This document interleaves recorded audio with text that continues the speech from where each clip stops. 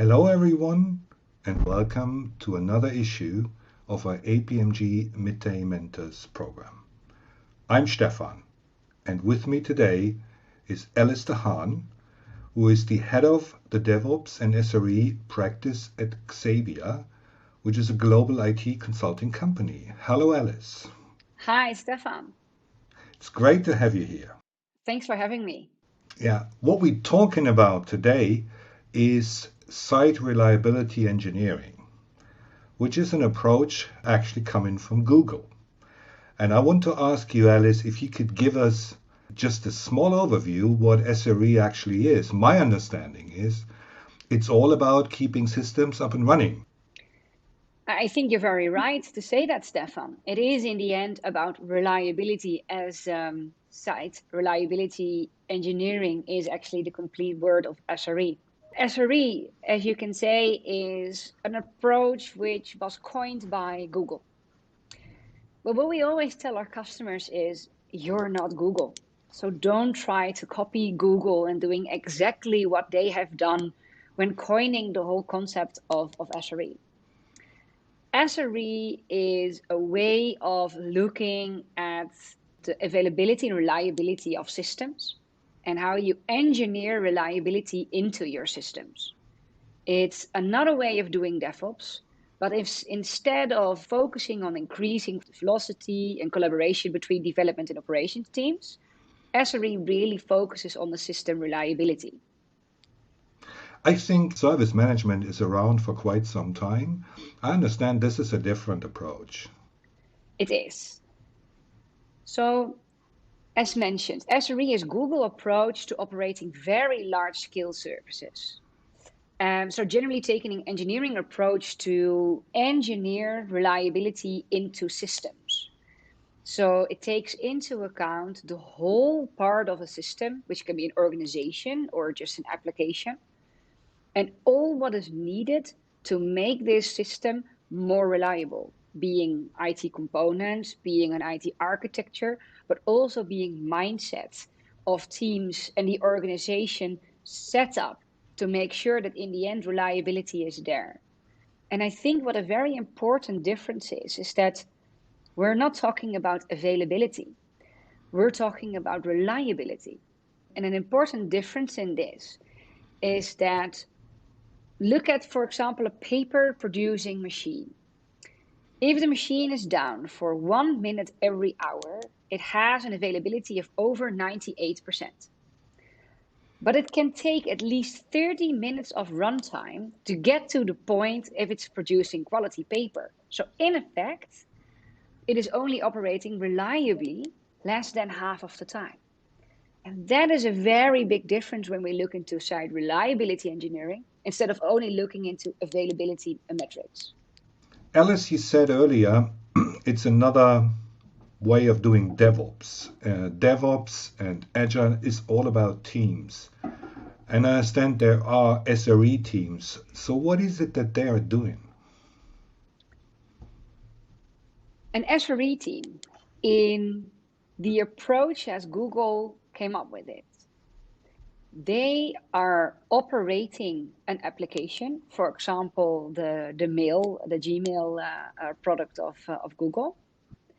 And what they do is they take up the operations, and the moment that a team, an SRE team, needs more than 50% of its time to handle incidents, it gives back the application to the DevOps team, saying, this product doesn't have the right quality and reliability for us to operate.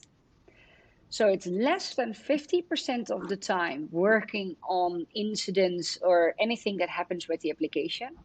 And the other 50% of the time is looking into engineering reliability into the application. So automating everything that you can, working on metrics and discussing with stakeholders, what does reliability mean to you? Because we can never have a 100% reliability. So there's a lot of stakeholder management that you need to do. And we call this a service level objective. Mm-hmm. And with your customer, you decide on the service level objective. How reliable does its system need to be? Does it need to run 24/7? Do you need to have it run during the night? Or is it okay if the system is only up and running between business hours? And by coming to a service level objective with your customer, you can determine service level indicators, as we call them, SLIs. And those are metrics that you take into account with your application. That's metrics as in the mean time to recover before you have an incident up and running again, or how often can your system be off. So your service level indicator is always lower than your service level objective because that's what you have determined with your customer. And that is a typical thing that an SRE team takes care of. So coming to the right SLO with your customer, having the right SLIs, making sure that you're reaching your SLIs, and that when something is actually above the SLI, how can you bring more reliability into your system by automating and improve your processes? So that's a typical thing that an SRE team does. Alice, could you dive a bit more into the problems people could have in terms of balancing out features versus reliability? I can imagine that people want to have features and features and features, and the more features you add, the more problems I think you might get on the reliability side. Is that an issue? Is that something that comes up often? Exactly. And this is exactly what SRE dives into. When you're part of a DevOps team and your product owner has prioritized backlog and is looking into, we need more features, we need to increase our velocity, we need to increase the time to market for certain features that our customers are waiting for, a team often chooses for making new features. But if you don't look into the quality upfront of a feature, then in the end, you're going to be ending up with a lot of incidents with features that you've built because you needed to have it quickly to the market and into production.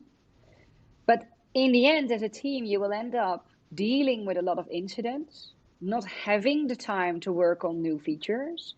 So in the end, you're going to decrease the velocity of your team and decrease the quality of your product. So a typical thing that we see in organizations and in teams is this discussion between should we work on more features or should we work and invest on decreasing our technical debt or increasing different quality aspects of a certain feature that might not have a direct impact on the customer right away, but in the end it will. And this is a typical thing that we see happening, this discussion on where are we going to invest our time in. And site reliability engineering comes up with principles and can help implementing in today to reduce excessive engineering work, making sure you're still going to increase your velocity without creating more incidents. SRE helps you to set up clear metrics and objectives. And based on these objectives, you can determine if the reliability of your product is good enough to work on features or if you should invest in improving the reliability instead. All right, and within the DevOps scheme, I think there is no hard cut between Dev and Ops. Correct. So SRE still is more on the Ops side than on the Dev side. Or am I wrong? Am I getting this wrong here? What we like to say is that SRE is how developers look at operations. It's how developers would do operations. So where DevOps really focuses on removing the wall of confusion between dev and ops, and it's about improving velocity, it's about improving the time to market. Operations and site reliability really focuses on the reliability part of it. And it's just a stronger focus.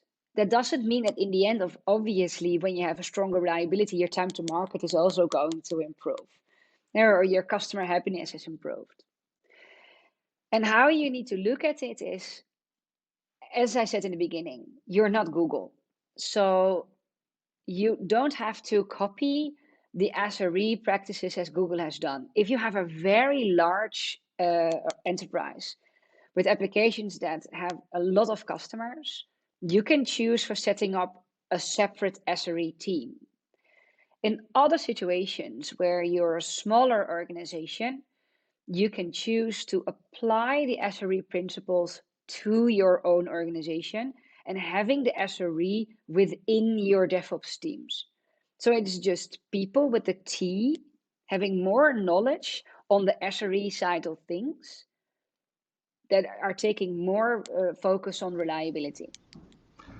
All right. It's not about do it like Google. It's rather learning from Google, because Google has learned this from their own experience when they developed applications. Now we know that there is quite some traction now regarding SRE. Large corporations are looking into this, even despite previous service management approaches, because it gives them more velocity, as you say. So you have developed a certification for SRE together with us, with APMG.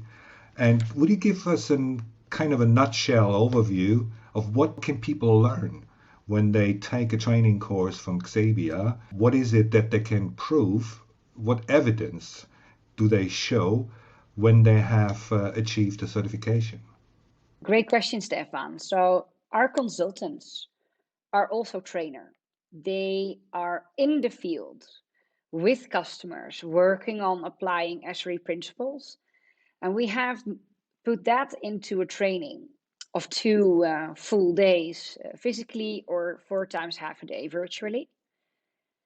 And as mentioned, that SRE entails the approach and principles, but it's also definitely about mindset. It's about teams thinking into reliability, stakeholder management with your customer, understanding truly what your customer wants. So if you go through a training program, we provide a set of tools which can be implemented right away. It's the whole concept of what is a service level objective and what are service level indicators, and how do you come to such metrics with your customer. There's also a big part on cultures. SRE includes, as we call it, the blameless postmortem. If you truly want to learn from your own experiences and your own mistakes, then a blameless postmortem is an incredibly important part of SRE, and where you go through the whole setup of what happened throughout a certain incident without, as the name says, blaming somebody, because in that sense you get a culture in where mistakes and experiences are shared easily, which of course is very important if you want to improve your reliability. So it goes into a set of tools. It goes into what does SRE mean to you, not the book or as Google mentioned it, but what can it mean to you? How do you apply those principles? It's very practical. If we're going to apply these principles to your own team, how would that look like? And because of our trainers are not only into the theory, but are doing this on day-to-day basis with their own customers, they can also provide you a small one-on-one consultancy actually during the training if you have questions. How does that work for me? Or this is my particular situation. Then diving into the culture part of it, it's nice that you have automation in place, but how are we going to prevent mistakes? You can only automate what you know, but what about what we don't know? Going a lot into culture and stakeholder management.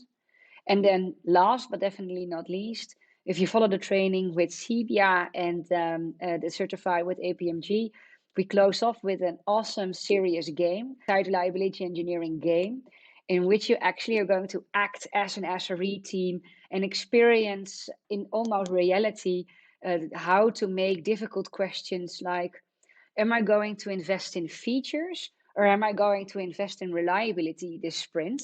Just like you would normally have in a situation in your daily work. So we're going to make it super practical, everything that you've learned, by putting it into practice with a serious game, and hopefully see people high-fiving in the hallway because they've won the game. And if you have all finished that, you'll get a great badge from APMG saying that you're certified with SRE Fundamentals training. Thank you. That sounds exciting, and I can hear and feel the excitement coming from you while you're explaining this. Many, many thanks, Ellis, for sharing the time with us and giving us an overview of what you're doing at XEBIA with SRE and how you bring this to the world. It was great having you here. Hopefully see you soon. Thank you, Stefan. Bye. Bye-bye.